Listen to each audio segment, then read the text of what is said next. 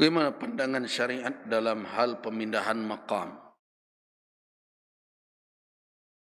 Sebabkan jauh dari kampung dan lokasinya berada kawasan perbukitan, akses jalan penasan ini sangat sulit.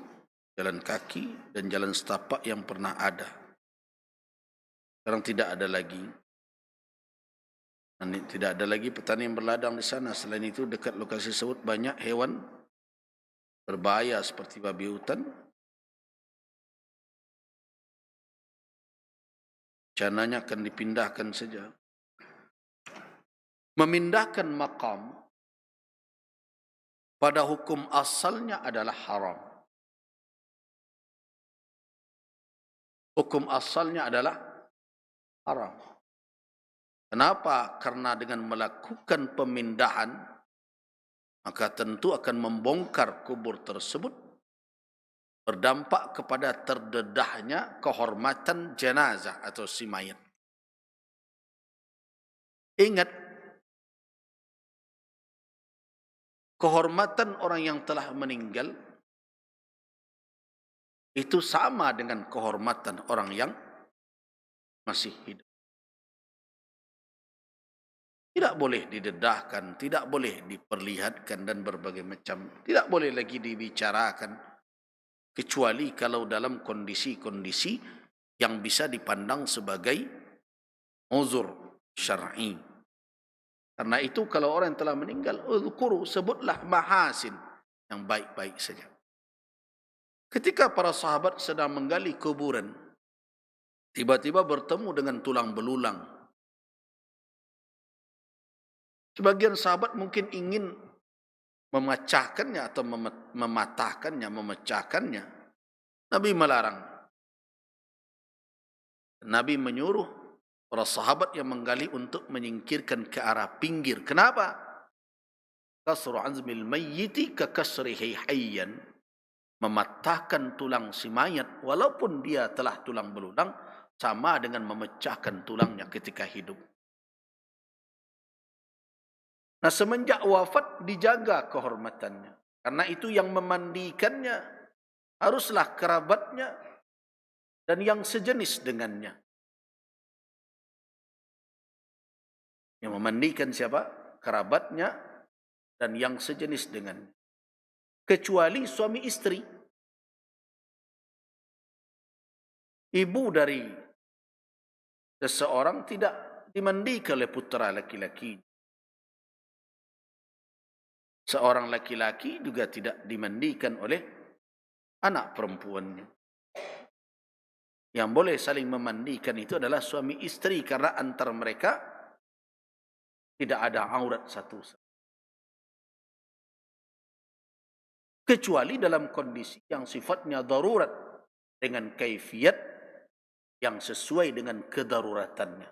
Ad-darurah tuqaddar qadriha. Nah, karena itu tidak dibenarkan memindahkan maqam jenazah yang telah terkubur ke tempat lain kalau tidak dengan alasan yang dipandang sah oleh syarak. Nah, sejauh pertanyaan yang sampai melalui tulisan ini, alasannya adalah tempatnya jauh, kemudian jalan setapak ke sana sulit dan berbagai macam, tidak menjadi alasan untuk memindahkan. Kenapa? Karena tidak ada alasan untuk memindahkan hanya karena tempat yang jauh. Kalau untuk berdoa, tidak mesti di pinggir kuburan itu. Dimanapun. Kadang-kadang menjadi tradisi kita membersihkan kubur itu kan juga setiap minggu. Sekali setahun pula kok lay tekana lagi. Nah, jadi dengan demikian saya belum melihat ada alasan yang dipandang oleh syarak sebagai penyebab pemindahan makam tersebut. biarkan sajalah di sana, jaga, datang ke sana bersama kalau ingin membersihkannya, dan tidak mesti harus ketika kita ingin berbuat baik kepada orang tua, haruskah berada di dekat makamnya? Tidak. Tidak sedikit orang tua yang berkubur di samping rumahnya, tetapi tidak berbuat ihsan, tidak berbuat baik, tidak berlaku bir kepada orang tuanya setelah wafatnya. Padahal birrul walidain tidak terputus dengan dengan kematian. Banyak perbuatan-perbuatan amal orang yang hidup yang berdasarkan kepada dalil-dalil syarak yang memberikan manfaat kepada orang yang telah meninggal. Di antaranya sedekah, di antaranya adalah menjalin, berbuat ihsan kepada sahabat dan kawan-kawannya. Termasuk juga senantiasa mentaati Allah Subhanahu wa taala sesuai dengan pesan beliau ketika beliau hidup. Semua itu bahagian dari birrul walidain.